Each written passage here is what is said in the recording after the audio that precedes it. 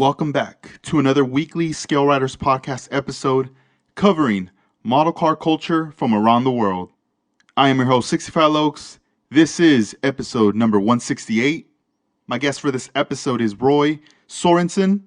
He's the editor at Hot Cars Magazine, a skilled model car builder, and member of NNL West. Let's go right ahead and get into this episode. I hope you guys enjoy. Hello. Hey, what's up, Roy? How you doing? Good. How are you? Hey, pretty good. Welcome to the podcast. Thank you. Yeah, man.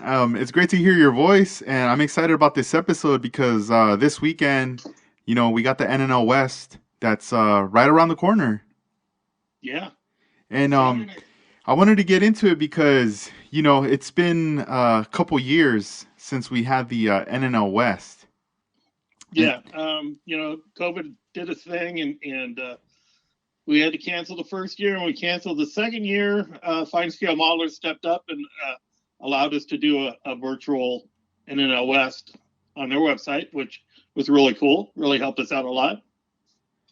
Yeah, that's awesome because that show, it's like every year, and I know for a lot of people, they come from far, they travel, and even the locals that live in Northern California and others that live in like Southern California like to make that trip out to that show. Mm-hmm. And my experience from going like the first time, I was like just blown away, going to NNL West. I didn't know what to expect, seeing how the size of it and then seeing all the tables set up where people were placing their models, and then the other side, all the vendors too. That was like a big treat right there as well. Yeah. We've always tried to incorporate a swap meet with it. In the old days when the economy was good and the hobby was booming and everything, we actually took over a ballroom, in a hotel for the NNL on Saturday, and then cleaned it all out. And Sunday, the next day, we had the swap meet all day. Wow. So when we moved into the bigger convention center, that to rent that convention center, it's so much money, we had to cut it back to one day. So half the room is the swap meet and half the room is the NNL. Yeah, man, that's cool. So NNL is this Saturday for those who are listening to this. I know most of the guys that I've talked to, they're going out there. It's June 11th, Santa Clara Convention Center from 9 a.m. to 4 p.m. 4 p.m. And tell us a little bit of NNL. Like, what is it that, like the vibe like that takes place? Because I know most people out, they go to a show, they tend to think like, all right, I'm competing for first, second, or third place. Like how's the vibe and everything with the NNL West that people should expect that are going to be Yeah, attending? that's one other thing I love about the NNL format is that it's very laid back. I mean, you have an adult people's choice, you have a youth people's choice, and that's the only two awards. I mean, it's all about bringing your models down, sharing them with the fellow modelers, checking out each other's cars, just enjoying each other, talking about model building. Yeah, yeah, because I remember like the first model shows I had attended out here in Southern California were very, it has to be the car has to be done on a certain level, and this and that. It was almost it felt like a lot of pressure to enter these model contests and even just to participate in it, right? That Right. I know for some people that I've talked to, they kind of tell me like, "Oh no, I'm not ready," and they're a bit hesitant to bring out their cars just because of that pressure. And I remember getting my car ready for the first time, gonna go to NNO West, and I felt a little bit of that pressure, but at that time I didn't know the laid back vibe yet because I hadn't gone. Right. And once I was there, I was like, yo, this is different. Like, this is cool. And it was really cool to see cars that were in the primer stages, cars that were it was just the bare styrene, all the scratch building, just pretty much showcasing everything in there. And it was very inspirational to see that. Yeah, that's one of the great things about NNL is you could bring everything from your latest, work in progress to your contest winning car and everything else in between. So, I know guys that bring like their whole collection with them. Yeah. And, some of them are like, oh, I got to build new stuff for next year. Well, that's great, and we love that. But don't forget to bring your old stuff too, because there's a lot of guys who have come to the show for the first time, weren't there last time. This is all new stuff to them. So we're expecting a pretty big turnout. I think we'll get way over 1,000 model cars on display. Yeah, and like this year in the beginning of the year when you guys had announced that it had to be canceled, how long did you kind of take to kind of know that that opportunity of doing it in June was there? Yeah, that was all up to the convention center. I mean, as soon as we announced it, we got so many calls and emails and everything that people were disappointed, that we Hmm. had to cancel. So we called the convention center, and the convention center said, "Well, the only date we can give you is in June." And we're like, "Well, if it's the only date you can give us, we'll take it." Yeah. You know? No, yeah, because it's hard. I mean, a lot of the times, we want things to happen and everything, but at the end of the day, it's like the place that holds that roof over everyone's head.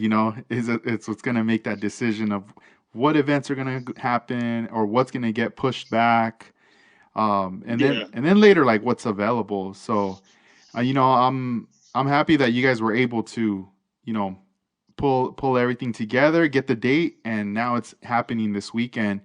For me, I was planning at first. I was like, I want to go to the one in January, but I wasn't sure. Because I have a little baby. Like she's getting close to 2, so and like it's hard for her to be in like long car rides. Right. So I was already thinking like, man, it's gonna be tough. So then once the date got pushed to June, I was like, oh, maybe I'll do June, and I'll be able to like book it on time to vend and all that. But then more things came up, and I'm like, oh man, like I just seem to always be kind of busy when sometimes when these important dates pop up, like it gets quite difficult. But just from seeing everybody posting online and that they're excited that they're gonna go. It makes me excited, but I'm also like, man. So I'm just hoping to see some photos out there, posted after the show. Yeah, I'm sure you will. I mean, that's something I've always enjoyed in the past is checking out people's pictures of the show. Um, I got rambled into photographing the show for Fine Scale Modeler magazine because they're still doing contest annuals that are strictly model car stuff, and so they wanted this show coverage for the next contest annual. So I'll be Nice. shooting for Fine Scale Modeler on Saturday. Yeah, man, that's exciting.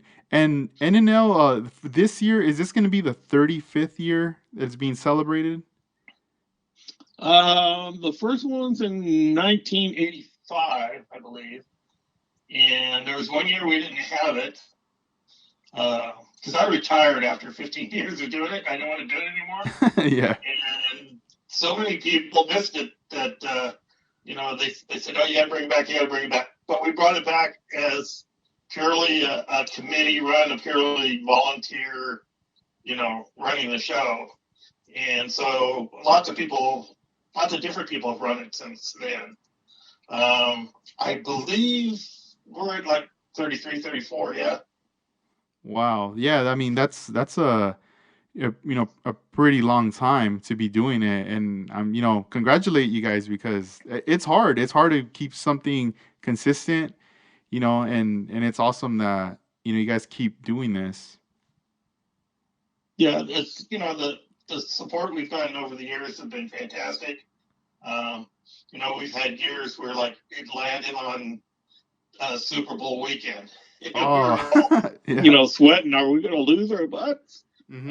But it didn't affect us at all. Bad weather hasn't affected us. The guys really enjoy being there, and they try to make an effort to be there, and that's what keeps it coming back year after year. Yeah. Yeah, and is like the January kind of more of the traditional like scheduling that you guys want to continue, like for next year and going forward? Yeah, we'll go back to January next year. Again, it's more of a convention center thing Mm. where they have like the open dates in January. We're very surprised we got a June date because June is like wedding time, and they're usually very booked. And the big amusement parks right across the street. There's their new ballpark right down the street. It's a very busy place, hard to Silicon Valley. So for us to get a June date was very surprising, but hey, we'll take it. Yeah, definitely. And for someone who's going to be attending, what is it like that it costs? That's going to cost this year to be able to participate in the event. It's $15 to get in the door. You bring as many models as you want. We'll give you, I forget how many raffle tickets we give somebody that comes in. I think it's like 2 raffle tickets or 4 raffle tickets. I don't remember. Um, and then you just set up your models and kick back, check out everybody else's, talk with everybody. And every hour we have door prize raffles. This year we've got probably $2,000 worth of door prize raffles. In fact, we're giving away a 3D printer this year. That's kind of exciting. That's pretty cool. Yeah. Yeah. Man, that's a big prize. And also, like, there's a section with the vendors on top of that too, that they could go Mm-hmm. and make purchases. We've got over 60 tables sold. We'll probably get some more on the day of the event. And uh, it's a sad thing to say, but there's a lot of collections coming up from people who passed away over, Yeah. the pandemic. So there's going to Wow. be a big variety of stuff on sale. Mm-hmm. Oh man. And if I plan on doing it in January, if everything goes good, what would you recommend me to book a table? Like around like how many months before? Because man, there's a lot of tables that are sold already. Yeah. Normally, at least a month before. Cool. If you want to get a good spot, like up against the wall or your favorite table or something, you have to do it like, November. Got it. But normally a month ahead of time, you got a table. That's cool. And I also wanted to know, like, when, how did you get involved with NNL West? How did this all come together? Um, well, way back in 84, 85, me and a model car buddy, Kevin Drake, had gone to a couple of the NNLs they had held out here in like hotels and stuff. And they were like dark little rooms with folding tables. And we decided we wanted to do a bigger event. We wanted to have lots of tables and lots of door prizes and really promote it. Yeah. And so our first one was held in a little community center. We made the mistake of checking out the place in the middle of the day instead of in the evening when we had held the NNL. There was no lighting in there. So a buddy of ours said, "Hey, I work for a hotel in Santa Clara. We can get the ballroom there." And so we moved it down there, and we stayed there until we outgrew the ballroom. It got to the point where we were waiting for the fire marshal to close the doors, Yeah. and that's when we moved over to the convention center, the bigger hall. So yeah, it's been a fun trip. Yeah, I mean that's quite a long time right there. And during that time you had mentioned you had retired as well, like from it, and then you came back? Yeah, I did it for 15 years, and I fronted the money. I ran 80% of the show. A lot of people came and helped me on the day of the event and everything. Hmm. But and we were doing it 2 days. The Saturday NNL and the Sunday swap meet. So like Saturday night, I'd be sweating bullets because you didn't Man. make enough money from the NNL to pay for the hall and everything. Hmm. So you'd sweat bullets until everybody got checked in on Sunday for the swap meet, and then you realize, you broke even and it was all good. Yeah. But after 15 years of that, I didn't want to do it anymore. Nobody wanted to step up and take my place, so we just I think it was the 15th annual. We just took all the money we made on the 15th annual and gave it to the International Mall of Card Builders Museum in Utah. So we gave them a nice big fat check and thought it was all over. Hmm. But then so many people wanted it back. I said, okay, if you want to bring it back, then Let's do I'm going it. to need a lot of help. And so now it's run by at least a half dozen people all year long. And Yeah. then on the day of the event, we have about 20 volunteers that come and help. So right now, all I do is I'm a door prize chairman, and I'm the webmaster for the website. So it's the only two things I really do. Yeah, that's pretty neat. You know, it's interesting, you know, what you say about that you had to like front the money and everything because there's a lot of pressure and then also it's like a roller coaster, you know? It's like you don't it's like the unknown. You don't know what's going to happen and then next thing you know you're like, "All right, cool, we're breaking even." Yeah, You know, and yeah, yeah, there's definitely a lot of pressure and just a lot I don't know, there's a lot going on that I could see how at some point you could be like, "Man, I need help," or it's like I can't just do this on my own like this, you know. It gets yeah, tough as time goes on. yeah. It does, and you know, we've had probably three or four NNL chairmen, you know, have run the thing since me, and they've all told you that's exactly the same. You know, it's a Mm. lot of pressure, and you're worried to death, and you never know how people are going to react on the day of the end, and so it is a lot of pressure. Yeah. You know, for me, NNL West, I feel like it's one of those shows that it's recommended to a lot of people. You know, I communicate with a lot of friends that live in the East Coast, or even like in Texas, Arizona, and Nevada, and a lot of them will ask, you know, what's a show? You know, I've never been to California, but what is the one show you would recommend to me?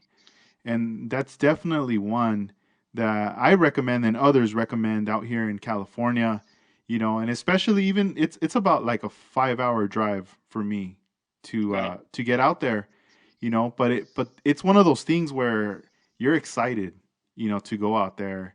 And even when the show's over and you have to go home, you're still happy, you're excited, you know, the drive and all that, it's not that bad, especially if you're going up with friends Yeah. because you have a lot to talk about after the show, like a recap. Yeah. So that's always great. And then, you know, once you get home, you now you got some time to look at all the kits and you know tools and anything that you bought at the show as well. That makes it really a fun experience. Yeah. Get to look at all the booty you brought home, Yeah. all the And, cool new aftermarket stuff, and the great deals you got on kits. And yeah, I see a lot of people even post that up online. So I mhm. know after NNL East, the guys are always posting all the great stuff they picked up at the show. So it's a lot of fun. A lot of Yeah. fun. Yeah, And and we have people come from all over the country for our show. I know one year we had the MassCar Model Car Club come out from Massachusetts, and it was fun because they turned around the Bay Area, in Northern California, for a little bit, and stopped at my house and pulled the grass out of my front lawn to take back to Massachusetts because it was January and back in Massachusetts it was still all under snow. oh wow. And they were picking oranges and you know having a great old time. This year we have a vendor coming from Japan who sells lowrider model car parts. Oh yes, So Gavin. yeah, yeah. Yeah, So that's cool. we do get people from like all over, and it just makes the show that much more interesting. Mhm. Nah, yeah, it's gonna be a fun one for sure. I mean, I have a buddy who I talk to on Instagram, and he's a model builder. He's flying out from Hawaii. He'll be out there in attendance for the All show. right, Yeah, and it's pretty cool. I'll have to send you his Instagram, his page, definitely. so you can check out his stuff. But yeah, I've been talking to him lately, and he was telling me, man, I'm excited to go out there to go to the show. So he's definitely gonna be out there and that's pretty awesome. On your Instagram, I noticed you're working on a model. I wanted to ask you about the big V12 Arden. What's up with that project? How's that going along? Yeah, I bought a 3D printer recently, and I'm totally hooked, totally bitten by the 3D printer bug. And that's one of the trucks I printed out from there. And the Arden kit, came from one guy, and or the file to print, came from one guy, and the truck came from another guy, and bits and pieces from here and there. But you bring it all together and create your own creation, just like you would with model kit parts. And I'm having fun with that truck. I pinned and hinged the doors today, which was kind of scary because I'm not used to working doors, and the pin the actual door hinges that are like would have came on the actual car was a bit of a trip. But no, I'm having a ball with it. Hopefully, it'll be done in time for Saturday. Yeah, no, yeah, that's cool. So this project, it's 3D printed. Is this the first project car that you've printed everything and assembled? No, I've had my printer for about 3 or 4 months, Mm-hmm. Okay. and a lot of the first stuff I did, I mean, it's a learning curve. So some of the first stuff was pretty rough, uh, but the last couple of months, I've gotten the hang of it. I'm getting better and better at it. One project I finished about a month ago caught the eye of the editor at Ball of Cars magazine. I did a aerial atom, which I don't know if you know what an aerial atom is. It's like a giant go-kart for the street, where the car is basically tube frame with a motor and four wheels and tires. And so I did that as one of my first all 3D printed cars, and that'll be in issue 215 of Model Cars magazine. Man, that's awesome. And from from all the years that you've seen, your involvement with modeling, model building, and just seeing the progression of everything, to now, when you started to see, what was your impression when the first time you started to see things that were coming out 3D printed? The first real impact I got was at the Salt Lake City Model Car Championship about 5 or 6 years ago. We were really pushing 3D printing. They had seminars on how to use 3D printers and everything. And you kind of knew right then that if they can refine it, make it print a little cleaner, make it a little more affordable, it's going to revolutionize the hobby. It's biggest thing that's hit the hobby so far. Yeah. Um, I've been able to print. The very first car I ever owned was a Morris Minor Coupe with a V8, and I was able to print my latest car that I drive now, which is a Monte Carlo SS 2003 limited edition. And there was never going to be a model manufacturer that was going to do models on those cars.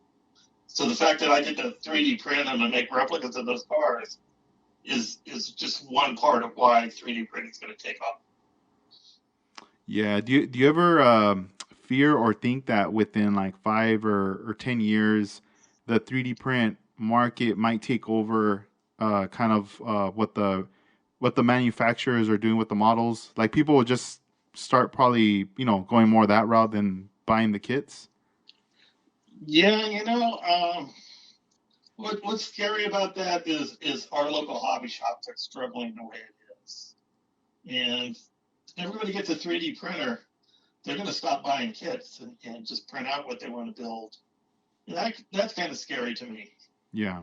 I'd hate to see hobby shops go the way of Blockbuster Video.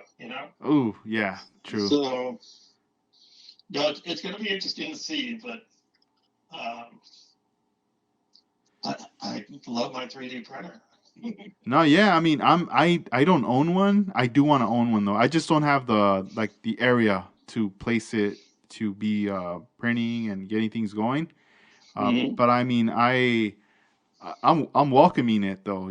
For the longest since when I started to see little things coming out in the beginning. I mean, I was like, yo, this is crazy. This is cool. Like this is definitely gonna change things, Yeah, and it's gonna the detail enhance. you can get in a 3D printer is amazing. You could look down the Venturi tubes on a Holly car. I mean, detail just blows me away that a 3D printer can give you. Yeah, and your other friends that also build model cars, do most of them also have 3D printers as well? No, not there's not too many people around here that have 3D printers. They're all kind of watching me and seeing what's going on. Mm-hmm. Uh, I did meet one friend last weekend at the Good Guys show that bought one recently, and he's just as addicted as I am. So we talked for hours over, the learning curve of figuring out the 3D printer. But yeah, no, it's definitely going to revolutionize our hobby. Yeah, and as far as the software right now, is everyone kind of using the same type of software, or is there just too many options now? Yeah, there are several different ways to go, but the main thing is you go and you get the hobbyist edition of it, or the student edition of it, the free copy of the hardware, because what you're doing now is pretty simple stuff.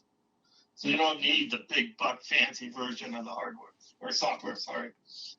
So like right now, I have Fusion 360. I have the hobbyist version of Fusion 360, and as soon as the NNL is over, I plan on learning that better and better so I can build my own parts. Right now, I'm buying files off of people, and I want to be able to start building my own parts. Yeah, start like your own parts and then like a catalog. Uh, by then, like in the future, once you have that, are would you plan to also offer that for sale for people if they need those parts? Not me. You know, back when I was doing Plastic Fanatic magazine, I had a pretty big mail order service too, and it takes too much of your time. I am retired. I have a couple of books in my head that I want to get out on paper, and I want to spend time with my wife. So, I just sold my magazine recently, and I've retired from work, and I'm looking to kicking back a little. Yeah, no, that's cool. You deserve it. I mean, you've done a lot. From everything you're telling, like the story, it's dang, that's a lot of years, of being involved with the hobby. Yeah, when I was in my 20s, I was writing model car columns for the Real Car magazines, and I got to know Tim Boyd real well. And when Tim moved to the San Francisco Bay Area, we hung out together, and he introduced me to all the model car guys around here, and things just kind of boomed from there. I started my own. Well, I didn't start it, but I joined a local model car group and started doing their newsletter. And their newsletter turned into Plastic Fanatic magazine, and I published Plastic Fanatic magazine for 10 years. And then about 10 years ago, my friends and family said, "Hey, you need to do another model car magazine." So I did Model Car Builder magazine for 10 years, and just recently I got out of that. So, yeah, it's my hobby. I'm addicted to it. I love it. I love the people in it. It doesn't get much better. Yeah, it's like it's like model building runs in your blood. There's no way of getting away from it. You Yeah. can even like let's say if you're not able to go to the shows or anything, you still have access to go online, connect with people, see what they're doing, like cheer them on, 3D print. Like it's cool. Like it's that's the cool thing about it is you could take your time with it whenever you want to, build or follow Oh yeah, up on stuff. all the model car groups on Facebook and stuff allows you to talk to people all over the country, all over the world, really. And back when I was publishing the magazines, I always said I could go to like almost any big city in America and call them all car buddy and say, "Hey, let's get together." And that's the way it is today too, with Facebook connecting us all. Yeah, no, yeah, that's cool. On your Instagram page, on your caption, you have their editor of Hot Cars Magazine. Tell us about Hot Cars Magazine. Well, like I said earlier, my friends and family said you need to do another model car magazine, and I brought all the tools together to do the model car magazine.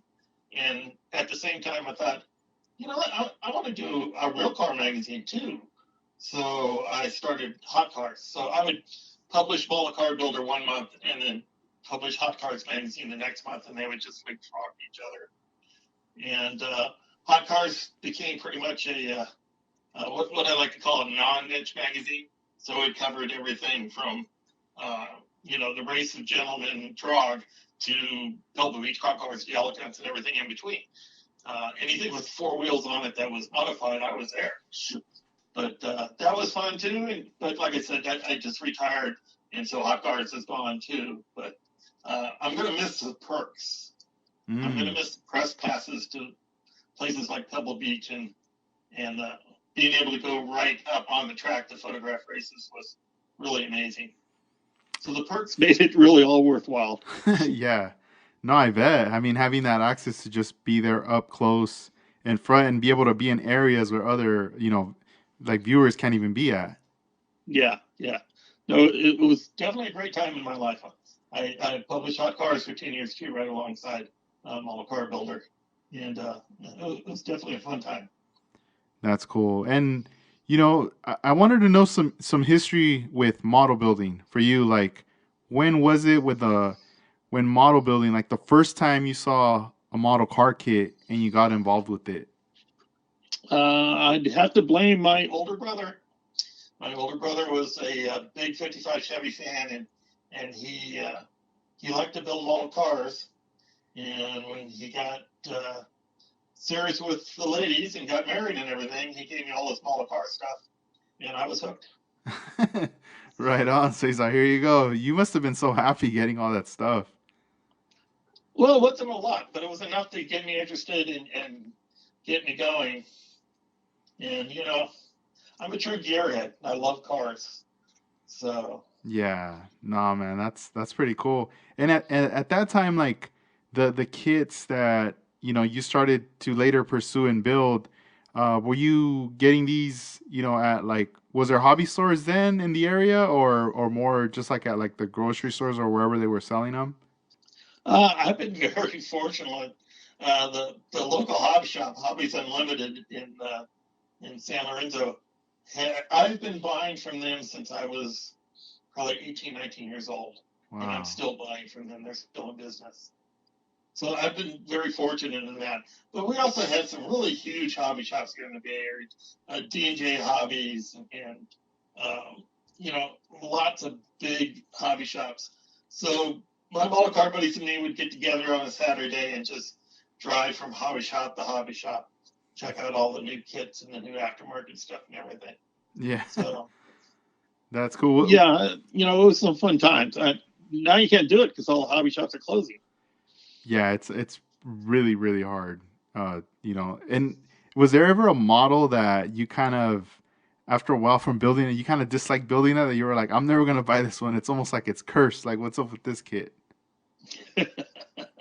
uh, yeah, the Beatnik Bandit probably is the one kid I really don't like.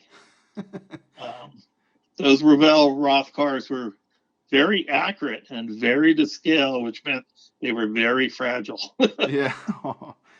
And whenever like I'm trying to picture like when you go to like a hobby shop or even just like at a swap meet and you see those kids, do they like kind of bring back memories that you're like, oh, I'm not getting that one? uh, definitely, Yeah. definitely. And I ventured out and tried to make some extra money building models, and I did the SS Constitution, which had like 5 million black ropes that came down and tied to 5 million black loops on the black hull. I Whoa. almost went blind doing that model and swore I would never do another one in my life. Dang. Did you take photos of that? No, this is a long Oh, time okay, ago. okay. Dang, it sounds Yeah, intense for sure. it was. And then, what I, the time it took me to do it and the fact that I went half blind doing it, I probably made 50 cents an hour. you Mhm. know? Man, and what's like your nowadays like your paint, your to go to paint that you like to use for your models? My go to for what? Paint, like the Oh, paint brand. paint? Yeah. Tamaya. I used to be very set against Tamaya because oh man, they're so much more expensive, and I can't afford Tamaya. But the fact that it comes out right the first time makes it worth the extra expense. It Tamaya does. paints are amazing. They go on smooth, they go on even. Uh, I can't say enough for Tamaya paints. Yeah, they're very forgiving too. Like if you spray too much, even like the primer, Yes, it yes, still evens out and it looks smooth. yeah. I don't know how they do it, but it's worth the extra money.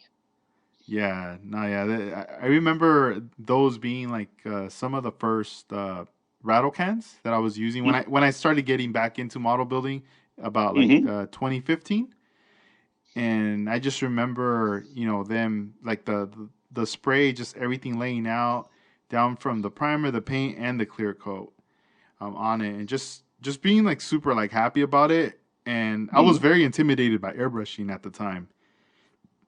I Oh was yeah, I've been in the hobby all my life, and I'm still intimidated by airbrushing. I have a hard time with it. yeah, and NNL has a huge lowrider showing there, and to walk around and look at their amazing paint jobs just blows me away. I'm like, how do you do that? yeah. Nah, I yeah, wish I could do that. yeah. See, when I started to see, like lowrider cars, like back then, I remember, it was always like one color, maybe two. But then when I got back into it, I was just blown away. Like you said, like all these different colors, and that was a mystery. Like, how do they do all this? How do they add that flake, the pearls, and how do they get all these like different patterns that are just, on top of each other or next to each other? I didn't understand it at all. Yeah, And little by little, once I started meeting friends, they started to show me the process of doing it, backmasking and taping and all this. So it was interesting just to see that process of how it's done. yeah. But I can't imagine some of them lowrider models, the amount of masking and the many layers and everything.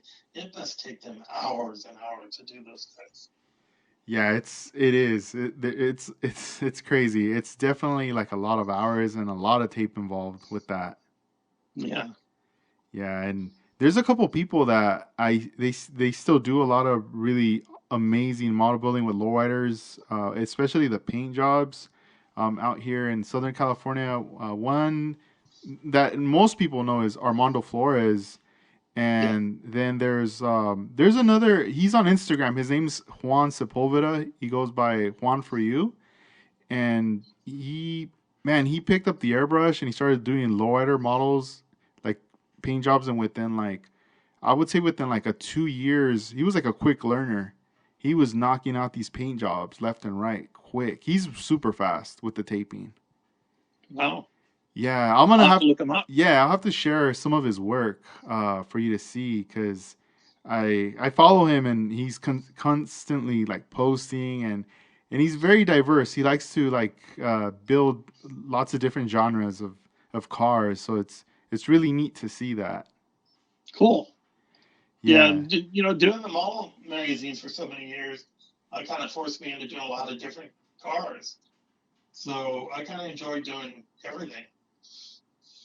yeah, it's like you go through these phases, right? Like you start getting into something and then you start buying like all the cars within that year or that style.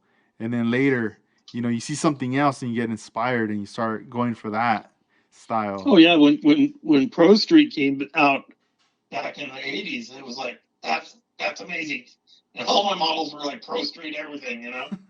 Yeah. And now I hardly ever do a Pro Street. Yeah, not what cars are you mostly into right now at this moment that you're primarily building? Um, well, I just finished two Volkswagens, which anybody who knows me, I'm not a big Volkswagen fan. But thanks to the 3D printing, I was able to do a, a VW Bug with a twin turbocharged mid-engine big block Chevy in it, and then I did the same thing with a Karma Ghia. So the Karma Ghia looks pretty much stock from the outside, but the Bug's a little wild. And Yeah. I go through my phases of what I like to build at the moment. Right now, it's mid-engine crazy cars. Right on. And have you traveled like across the U.S. like to attend different model car shows? Well, back when I was doing Plastic Fanatic and I had my mail order business, me and my good buddy Rex Barton, we would probably travel to maybe 10 shows a year all over the country, uh, selling amazing, selling aftermarket stuff. And it was great. I love to travel. So, Yeah, that's uh, tight.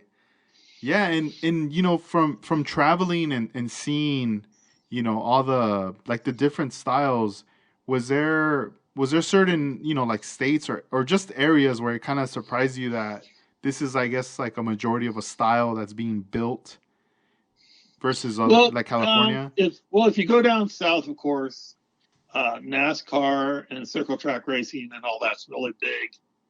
One of the things that surprised me the first time I went to NNL East was the huge amount of turnout they had on commercial trucks, 18 wheelers and dump trucks and fire trucks. And because we hardly see any of that at NNL West, but they had tables and tables full of them. They're very popular in the East. And, in the West Coast, it's pretty diversified. But yeah, the two biggest things that caught my eye was down south it's NASCAR and up north there's commercial truck. Yeah, that's interesting. Yeah, I wonder if, if there's a lot of, they get to see that a lot in the area where they get inspired to want to do, like maybe some replicas Exactly. of the trucks. You're a product of your environment. Yes. Yeah. No, that's so very true. Yeah, because, I know, like, out here in California, there's a lot of lowriders, a lot of custom cars, and, we tend to see that a lot. But it's always interesting when you start to see, other different types of cars and different styles. And, for me, like, the NNL West is one of those, like, stomping grounds where it brings in, a variety of different styles and genres. Yeah, that NNL West is pretty diversified. I mean, the only thing, like I said, is we don't see a lot of big trucks. There are a few big trucks there, but nothing like back east. Uh, but we have like a big section of lowriders, a big section of race cars, sports cars, big section of street rods. Yeah, it's a great show for that. There's a lot of big variety. Yeah, and then also the scales is another thing. You could pretty much participate with different scales at that show. Yeah, in fact, the theme this year is pretty much anything but 124th, 125th. And so the large scale guys are planning coming out in force. So we actually added a lot more tables this year because we figured the large scale guys are going to take up more space. So we added about, let's see, about 16 more tables, display tables. So plus, I think it's going to be a little bigger turnout than usual this year. Yeah, I mean, because it's been a while, 2 years, but then on top of that, Mm-hmm. a lot of people haven't really had any shows or been able to attend shows, Yeah. within that time, and some people miss their friends, to see each other, Yeah. and right now everyone's excited because it's summertime. The graduation, school, all that stuff's like done with, and now it's like, all right, cool. We got a show coming up, and I mean, man, I'm like, I wish I could go. I know that day I'm gonna be a bit bummed out. Like, man, but at the same time, I know I'll be like looking at photos, trying to just wait. Like, all right, hopefully somebody will go live on Instagram so I feel like I'm there. Yeah. Just That would be cool. yeah, walking around, just like recording everything and seeing like And what's up. a fine scale modeler asked me to shoot between 30 to 40 cars. And if I'm going to shoot 30 to 40 cars, I'm being stuck at that table photographing the whole show. Man, when do you like for something like that? When do you take a break? Is it can you take a little break and be like, all right, I'll be back. Yeah, yeah. No, there's always that time where guys haven't realized yet that I put the note under the car to come bring it to photograph. So you get breaks. I'm sure I'll see the show. I just, uh, I don't have Model Car Builder anymore, and other magazines are going to have other people there. And Fine Scale Modeler said, we can't get anybody to photograph the show. And I said, okay, I'll do it. But I was kind of looking forward to having a year off. Yeah. Oh man. And what's that like, that feeling or just seeing people excited when they're coming over with their car because they got selected to be photographed? Oh yeah, definitely. I mean, that's one of the things I enjoyed about doing Plastic Fanatic and Model Car Builder was I was taking cars off the internet and featuring them, full centerfold 5-page feature on them. And these are cars that probably would never have been featured in any of the other magazines. And the joy you feel when people write you and thank you and tell you how much they appreciate it. And, at the show, I think the ones I love the best are the young people. When they pick when you pick one of their cars to photograph, they can't believe it. They're like, really? Nah, yeah, I So, bet. It must be something that they don't forget. It's something impactful for sure. yeah, yeah, It's definitely a big a deal. lifelong memory. Nah, yeah, it is. And then later to be able to see it, like on a magazine or online as Yeah, well, being posted, all those things like that it's. yeah. Well, that's the other problem in our hobby is we need to get the young people more involved. Hmm. Yeah. And so the more we can do it, the better. Yeah, I whenever I check like my insights analytics, like Instagram, Facebook, or even like my YouTube channel, I see right now like the age, it would say anywhere from like let's say like 35, 30, 35, and like 40 range, where Yeah. it shows like a lot of people that are like interested, or they're looking, or taking some type of action on Hmm. what's being posted. And then after that is like underneath that, it says people around 20 years old to like under 30. The number's low, but little by little, but I've been paying attention to that number on those ages, and it's starting to kind of grow a little more. Hmm. And because I'm thinking about like that age group, like younger people that are, like you said, coming in to the hobby, and we want them to come in, so this way everything keeps moving forward. And I'm starting to get, I'll get like DMs of younger people asking questions with model building and stuff. So I'm starting to see like, all right, cool. I don't see it like leaving or anything. I do see like Hmm. little by little more and more people getting involved. But at the same time, with the 3D printing is definitely gonna, I feel like it's gonna pull in more people in Yeah, it I as think you're right. well. And but it's interesting though, like seeing everything, kind of unfold, because at times it's kind of, it could be tough to try to get like a younger kid who's maybe like 10, 15 years old, because they're into other things. And unless if they're around, they've been exposed to model building, Hmm. and somebody in their family does it, then they're gonna be more prone to try it out and see what's up. But for someone who's like completely like nah, it's could be kind of tough. But Yeah, I yeah, feel the big help too with the social media helps a lot. Um, people. yeah. I think that probably out of everything nowadays, social media is going to help our hobby more. Um, just the fact that they're seeing all of us having fun with it, they're more likely to pick it up and start doing it.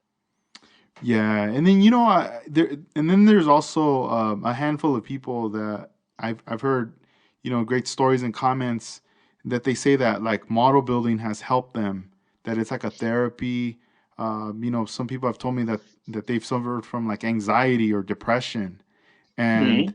that the model building is something that just takes all that away. It puts them in a zone where they're just concentrated on what's in front of them, and Definitely. that vision that they have of that car, of what is it that they're trying to execute. And Hmm. you know it's interesting how like model building is such of like a learning thing. You could run into some mistakes, or things could happen, but then you give it a break, and then you come back like the next day or two, and you could continue and fix those mistakes, and get it, just get it going to where you want it to be. But it's cool that it gives like that type of like an escape, but a positive one. Exactly. Yeah, Um, yeah, that's something that's it's working with more than just your thumb. Yeah. you know, uh, video games take up a lot of hours, and when you're done, you don't have anything to show for it. And with model building, you have these great creations you've made, and now you get to take them to a show and share them with other model builders. No, yeah, it's cool. I mean, I'm happy that we're part of this. The model building, fandom that's like been in our lives. Mm-hmm. Yeah, it's great. And for anybody who's coming out to NNL, any words or anything you recommend, like get there early, or so this way they don't miss out on anything. No, we open the doors at 9. It's usually a pretty good line at 9, but it sends out fast. Um, just bring your models, set them out, enjoy your time. Awesome, awesome. So Roy, this was awesome. I'm happy that we did this episode right here. This is episode number 168, NNL West. I hope to see you and get to meet you next year at the 2023. I hope that you are going to be at that one. Hopefully, We'll if I see. don't Yeah, look yeah, north. yeah. No promises, no promises, but we'll see. You But know. yeah, no, I feel the same. I hope I get to meet you and Yeah. shake hands in person. Right on, man. Right on. Well, it was great talking to you. I hope you have a good night, and thank you for taking the time. And it was a pleasure. Thank you, sir. I appreciate it. Yeah, you're welcome. You have a good one. Bye bye. Bye.